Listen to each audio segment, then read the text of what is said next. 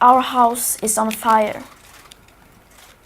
I am here to say our house is on fire.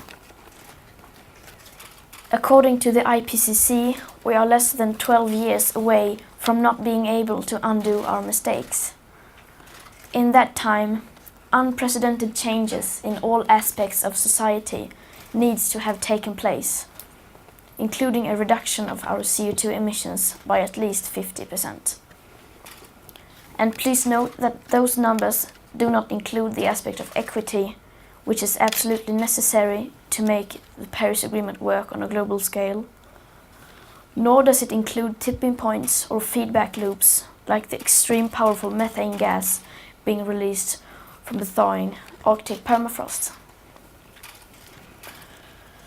At places like Davos, people like to tell success stories, but their financial success has come with an unthinkable price tag.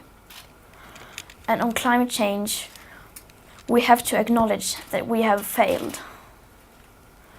All political movements in their present form have done so. And the media has failed to create broad public awareness. But Homo sapiens have not yet failed. Yes, we are failing, but there is still time to turn everything around. We can still fix this. We still have everything in our own hands. But unless we recognize the overall failures of our current systems, we most probably don't stand a chance.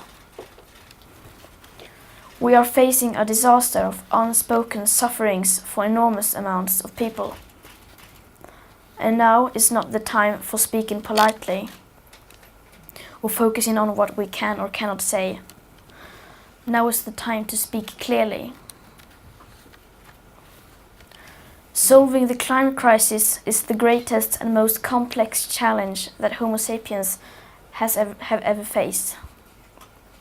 The main solution, however, is so simple that even a small child can understand it. We have to stop the emissions of greenhouse gases. And either we do that or we don't. You say nothing in life is black or white, but that is a lie, a very dangerous lie. Either we prevent a 1.5 degree of warming or we don't.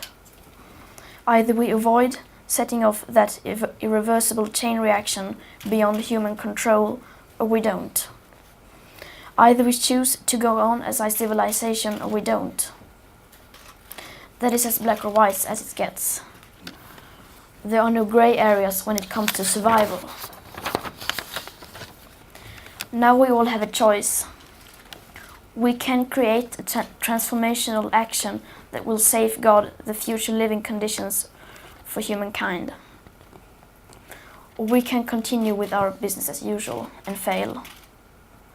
That is up to you and me. Some say that we should not engage in activism. Instead, we should leave everything to our politicians and just vote for change instead. But what do we do when there is no political will? What do we do when the politics needed are nowhere in sight? Here in Davos, just like everywhere else, everyone is talking about money. It seems that money and growth are our only main concerns. And since the climate crisis is a crisis that has never once been treated as a crisis, people are simply not aware of the full consequences of our everyday life. People are not aware that there is such a thing as a carbon budget, and just how incredibly small that remaining carbon budget is. And that needs to change today. No other current challenge can match the importance of establishing a wide public awareness and understanding of our rapidly disappearing carbon budget that should and must become our new global currency and the very heart of future and present economics. We are now at a time in history where everyone with any insight of the climate crisis that threatens our civilization and the entire biosphere must speak out in clear language, no matter how uncomfortable and unprofitable that may be.